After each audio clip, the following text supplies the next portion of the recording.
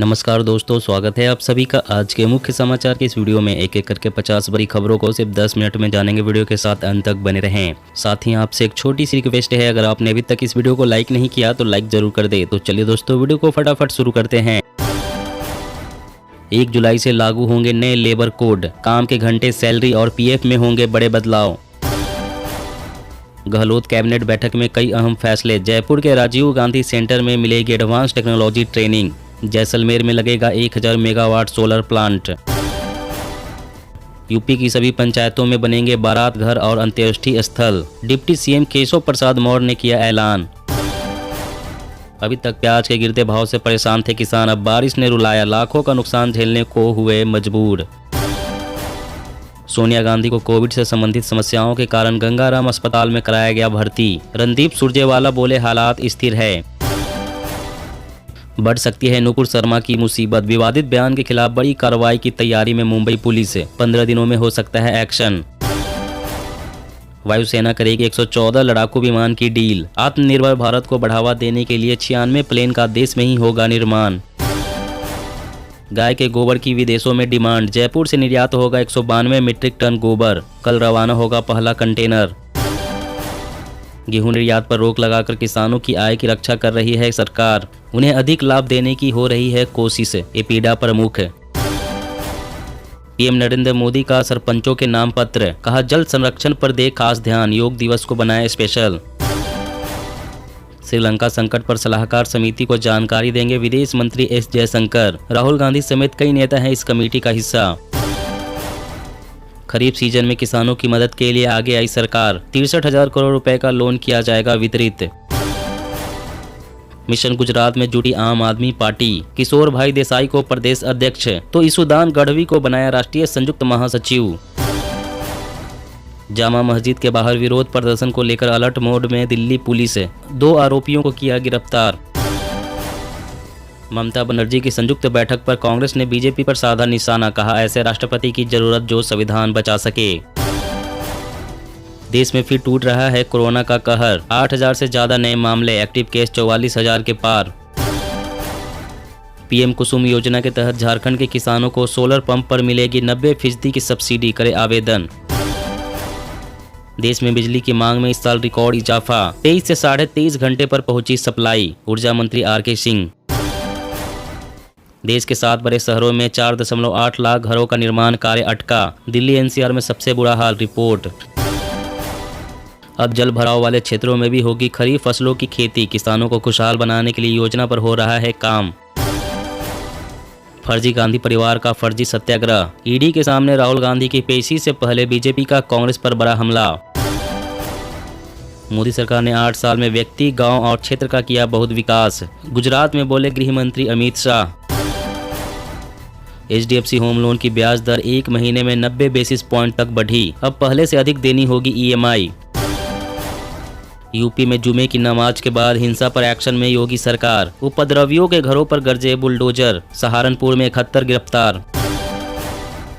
MSP पर मूंग की खरीद से किसानों को होगी प्रति एकड़ 36,000 रुपए की अतिरिक्त आय, पंजाब सरकार। भीषण गर्मी के बीच उत्तराखंड पहुंची पर्यटकों की भारी भीड़। नैनीताल, मसूरी में होटल हुए पैक, सड़कें जाम। आर्थिक संकट में फंसे श्रीलंका में अगले महीने से तय होगा पेट्रोल डीजल का कोटा। ईंधन खरीद पाने में नाकाम रहा है देश। बाल श्रम निषेध दिवस पर सीएम धामी बोले, बच्चे राष्ट्र के भविष्य हैं, उन्हें शिक्षा संस्कार देना नैतिक कर्तव्य। नई सुविधा, घर बैठे बनवा सकेंगे आधार कार्ड। फोन नंबर और बायोमेट्रिक जैसे अपडेट के लिए भी आधार केंद्र नहीं जाना पड़ेगा। जेपी नड्डा और राजनाथ सिंह भाजपा के सहयोगी और विपक्षी दलों के साथ बनाएंगे राजनीतिक सहमति। जम्मू कश्मीर में हो रहा है आतंक का सफाया। इस साल अब तक 100 आतंकी ढेर। 30 पाकिस्तानी दहशतगर्द भी मारे गए। जांच एजेंसियों का दुरुपयोग कर विपक्ष की आवाज दबाने की कोशिश। ईडी के सामने राहुल गांधी की पेशी से पहले केंद्र पर बरसे सीएम बघेल। एक से एक घातक हथियारों का इस्तेमाल कर रहा है रूस। यूक्रेन पर दाग रहा है 1960 की जहाज रोधी हैवी मिसाइल।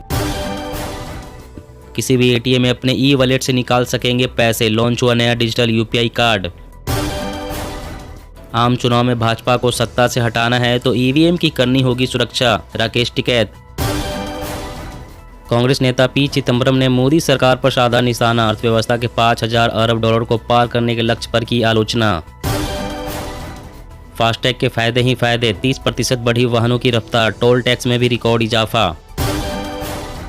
कोरोना की रफ्तार बरकरार, दिल्ली में 735 और महाराष्ट्र में 2,946 नए मामले, डरा रही है संक्रमण दर। सरकारी आवास खाली कराने को लेकर पंजाब के 8 पूर्व विधायकों के खिलाफ केस दर्ज करने के आदेश। मारुति सुजुकी ने बीते वित्त वर्ष में रेलवे के जरिए भेजे 2.33 लाख वाहन, कंपनी ने बचाया 17.4 करोड़ लीटर ईंधन। नेशनल हेराल्ड केस, ईडी के सामने राहुल गांधी की पेशी पर कल कांग्रेस करेगी देशव्यापी सत्याग्रह, ईडी के दफ्तर तक पार्टी के बड़े नेता निकालेंगे मार्च। अब झटपट बुक होगी ऑनलाइन टिकट, कैंसिल करने पर मिलेगा इंस्टेंट रिफंड, रेलवे शुरू कर रहा है नई सुविधा। राष्ट्रपति चुनाव से पहले ममता बनर्जी ने बुलाई विपक्ष की बैठक, शामिल नहीं होंगे सीएम ठाकरे और संजय राउत। किसानों ने समय से पहले की कपास की बुआई, महाराष्ट्र में रकबा बढ़ने की हो रही है चर्चा। एशिया प्रशांत क्षेत्र की सुरक्षा को लेकर बड़ी भूमिका निभाने के लिए जापान प्रतिबद्ध, नई योजना का किया ऐलान। पश्चिम बंगाल के हावड़ा में उग्र प्रदर्शन के पीछे अलकायदा का हाथ, फैलाना चाहता है बंगाल में अशांति, खुफिया रिपोर्ट में खुलासा। मौसम अपडेट, दिल्ली को 2 दिनों तक नहीं मिलेगी भीषण गर्मी से निजात, जाने उत्तर भारत में कब बदलेगा मौसम और किन इलाकों में होगी बारिश। जी हाँ दोस्तों, और भी बड़ी काम की खबरें निकल कर आ रही है, इसलिए वीडियो को लास्ट तक जरूर देखना। तो चलिए दोस्तों, अब जानते हैं महत्वपूर्ण खबरों को विस्तार से। इससे पहले आपसे एक छोटी सी रिक्वेस्ट है, अगर आपने अभी तक इस वीडियो को लाइक नहीं किया तो लाइक जरूर कर दे। 1 जुलाई से लागू होंगे नए लेबर कोड, काम के घंटे, सैलरी और पीएफ में होंगे बड़े बदलाव। जी हाँ, केंद्र सरकार 1 जुलाई से 4 नए लेबर कोड लागू करने की तैयारी में है। नए लेबर कोड लागू होने के बाद देश के हर उद्योग और दफ्तरों में बड़े बदलाव दिखेंगे। सबसे खास बात कि नए लेबर कोड लागू होने के बाद कर्मचारी के काम के घंटे, हाथ में आने वाली सैलरी और प्रोविडेंट फंड में भी बदलाव दिखेगा। नए लेबर कोड का असर दिहाड़ी, तनख्वाह, पेंशन और ग्रेच्युटी जैसी सामाजिक सुरक्षा, श्रम कल्याण, स्वास्थ्य, काम के घंटे, छुट्टियां आदि पर दिखेगा। देश के 23 राज्यों ने केंद्र के लेबर कोड के मुताबिक अपने श्रम कानून बना लिए हैं। अब बस इन कानूनों को लागू करने भर की देरी है। केंद्र सरकार ने लेबर कोड से जुड़े कानून को संसद से पारित करा लिया है। कर्मचारियों का सबसे अधिक ध्यान काम के घंटे पर है। नए कोड में इस बात का इंतजाम है कि हफ्ते में 4 दिन काम और 3 दिन आराम दिया जाएगा। इस हिसाब से एक दिन में अधिकतम 12 घंटे और हफ्ते में 48 घंटे काम करना होगा। और अगली बड़ी खबर की बात करें तो वायुसेना करेगी 114 लड़ाकू विमान की डील, आत्मनिर्भर भारत को बढ़ावा देने के लिए 96 प्लेन का देश में ही होगा निर्माण। जी हां, भारतीय वायुसेना 114 लड़ाकू विमानों को सेना में शामिल करने की योजना बना रही है, जिनमें से 96 विमान भारत में ही तैयार किए जाएंगे, जबकि बाकी 18 फाइटर जेट्स इस प्रोजेक्ट के लिए चुने गए विदेशी वेंडर से इंपोर्ट यानी कि आयात किए जाएंगे। इस पहल से प्रधानमंत्री नरेंद्र मोदी सरकार की आत्मनिर्भर भारत योजना को बढ़ावा मिलेगा। Buy global and make in India scheme के तहत भारतीय वायुसेना 114 मल्टी रोल फाइटर एयरक्राफ्ट हासिल करने की योजना बना रही है। भारतीय वायुसेना ने हाल ही में विदेशी विक्रेताओं के साथ बैठक की थी और उनसे मेक इन इंडिया प्रोजेक्ट को इम्प्लीमेंट करने के तरीकों को लेकर बातचीत की थी। सूत्रों ने बताया है कि आखिरी 60 विमान भारतीय साझेदार की सबसे जरूरत जिम्मेदारी होगी और इसके लिए सरकार केवल इंडियन करेंसी में भुगतान करेगी। भारतीय वायुसेना को अपने पड़ोसी देशों पाकिस्तान और चीन से टक्कर लेने के लिए इन 114 लड़ाकू विमानों की सख्त जरूरत है। और अगली बड़ी खबर की बात करें तो खरीफ सीजन में किसानों की मदद के लिए आगे आई सरकार, 63,000 करोड़ रुपए का लोन किया जाएगा वितरित। जी हां, किसान अभी खरीफ फसलों की खेती की तैयारियों में जुटे हुए हैं। बारिश की शुरुआत के साथ इसमें तेजी आती जाएगी। इसी बीच सरकार किसानों की मदद के लिए आगे आई है। खरीफ फसलों से अधिक पैदावार लेने में पैसे की कमी किसानों के आड़े न आए, इसके लिए इस बार उत्तर प्रदेश सरकार पिछले सीजन के मुकाबले 40% अतिरिक्त लोन का वितरण करने जा रही है। बीते साल खरीफ सीजन से पहले किसानों के बीच 45,000 करोड़ रुपए का लोन वितरित किया गया था।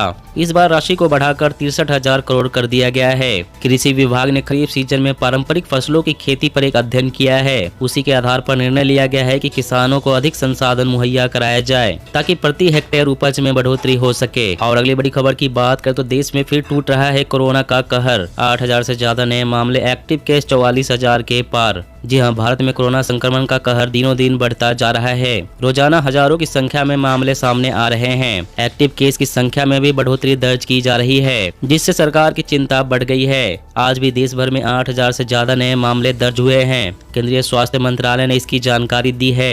मंत्रालय के मुताबिक कोविड-19 के 8,582 नए केस सामने आए हैं, जो कल की तुलना में ज्यादा है। संक्रमण के बढ़ते मामलों ने जहां चिंता में खासा इजाफा किया है, तो वहीं मौत के आंकड़ों ने कुछ राहत पहुंचाई है। लोग कोरोना से संक्रमित तो बड़ी संख्या में हो रहे हैं, लेकिन गौर करने वाली बात यह है कि मरने वालों का आंकड़ा स्थिर बना हुआ है। और अगली बड़ी खबर की बात करें तो आइए दोस्तों फटाफट जान लेते हैं आज के ताजा मौसम समाचार वेदर न्यूज अपडेट के बारे में। तो सबसे पहले कुछ हेडलाइंस और मौसम की बड़ी खबरों के बारे में जान लेते हैं। दिल्ली को 2 दिनों तक नहीं मिलेगी भीषण गर्मी से निजात, जाने उत्तर भारत में कब बदलेगा मौसम और किन इलाकों में होगी बारिश। आज उत्तराखंड के 4 जिलों में बारिश से मिलेगी राहत, 3 जिलों में हीट स्ट्रोक से बढ़ेगी आफत।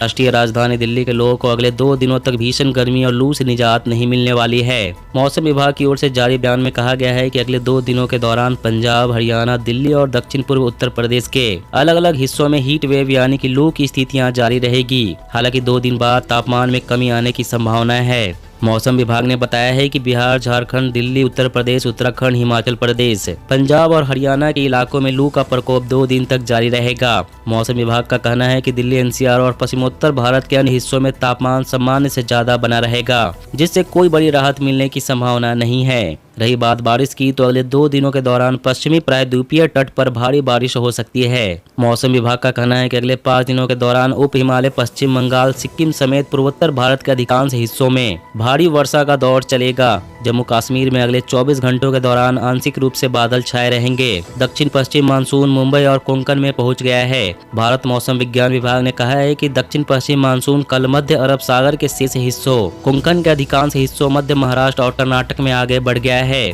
और तमिलनाडु में मानसून के आगे बढ़ने के लिए वर्तमान परिस्थितियां अनुकूल है। अगले 48 घंटों के दौरान तेलंगाना, आंध्र प्रदेश, पश्चिम मध्य और पश्चिमोत्तर बंगाल की खाड़ी में पहुंच जाएगा। वहीं मौसम का पूर्वानुमान जारी करने वाली निजी एजेंसी स्काईमेट वेदर की रिपोर्ट के मुताबिक अगले 24 घंटों के दौरान सिक्किम के साथ ही पूर्वोत्तर भारत और उप हिमालय, पश्चिम बंगाल के कुछ हिस्सों में हल्की से मध्यम बारिश संभव है। यही नहीं, तटीय कर्नाटक, केरल, तमिलनाडु, कोंकण, गोवा, आंतरिक महाराष्ट्र और दक्षिण पश्चिम मध्य प्रदेश में 1-2 स्थानों पर हल्की से मध्यम बारिश हो सकती है। तो दोस्तों आज की खबरों में बस इतना ही। इसी तरह हर रोज काम की खबरें जानने के लिए आप हमेशा हमारे साथ जुड़े रहें। हमारे साथ जुड़ने के लिए वीडियो के नीचे दिए गए इस लाल रंग के सब्सक्राइब बटन को दबा लें और साथ ही इस घंटी को भी दबाएं, ताकि आपको हर खबर की सटीक जानकारी मिल सके। जय हिंद।